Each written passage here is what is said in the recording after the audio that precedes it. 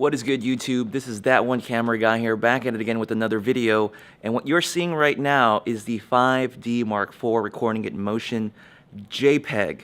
We get this question a lot: can you record wide on the 5D Mark IV? And I'm showing you right now, you absolutely can. We're gonna find out how to do that today. Let's jump into it. Now, what I'm going to be going over in this video is some tips and tricks that you can use for video on the 5D Mark IV. Now, I haven't had a lot of time to explore every little nook and cranny about the camera, but hopefully I can give you some good advice to get you going. One of the newest cool features on the 5D Mark IV is the fact that you can now reassign buttons on it, which may not seem like a big deal, but Canon has finally allowed you to use the shutter button on the camera as your start and stop trigger for recording video. Can you believe that? Now, the GH4 already did this, and it's something that the Sony cameras still cannot do. But Canon finally decided to allow the users to set their shutter button to start and stop recording. That's number one. Hope you'll enjoy that one. So number two is the SD card slot.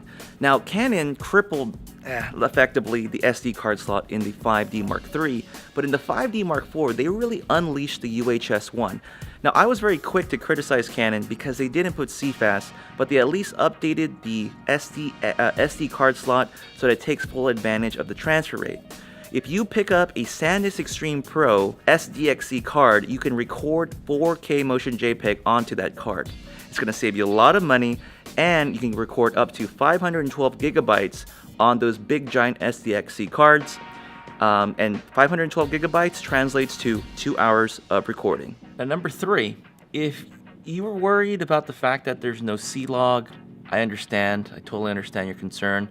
If you're still looking for a way to get a flat picture profile, Technicolor CineStyle is still available to users on the Canon 5D Mark IV. You can also go ahead and check the EOS HD website, where Andrew Reed has actually come up with a similar C-Log picture profile that you can download. Now, it does cost a little bit of money, but you can go ahead and head over there and find out what that's all about.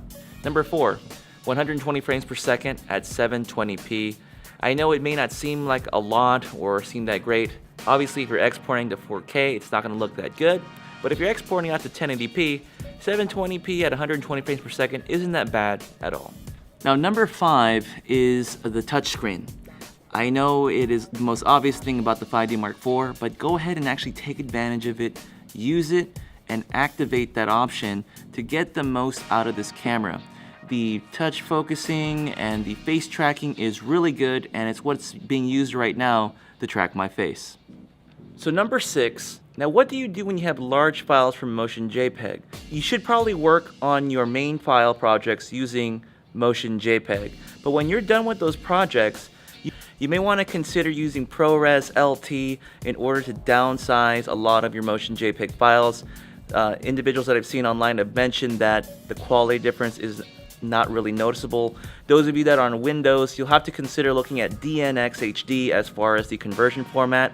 I don't know all the details on that particular format, so you're going to have to do a little bit more research, but there is a way to reduce the file sizes on Motion JPEG. Number seven, what do you do about wide-angle lenses? What really sucks is that Canon EFS lenses don't work on the 5D Mark IV, and because of that crop factor, you're going to get a 1.74 crop factor on top of your actual full-frame glass. Now, what you can do to stay on budget is find cheaper Sigma, Tamron, and even Tokina lenses that are meant for APS-C. You can look at the Sigma 18-35. I've got the cheaper Sigma 17-50, which can be had for pretty cheap. There's also the Tokina 11-16. So there is a lot of options to get wide-angle glass for the 5D Mark IV. You are restricted a little bit, but there's ways to do it. You just gotta be creative and look hard for those options. Well, folks, that's all I got for you in this video. If you found it helpful, consider giving it a like. And if you do want to see more content about the 5D Mark IV, consider subscribing. And with that said, I'm your host, That One Camera Guy, and I'll catch you on the next video. Bye.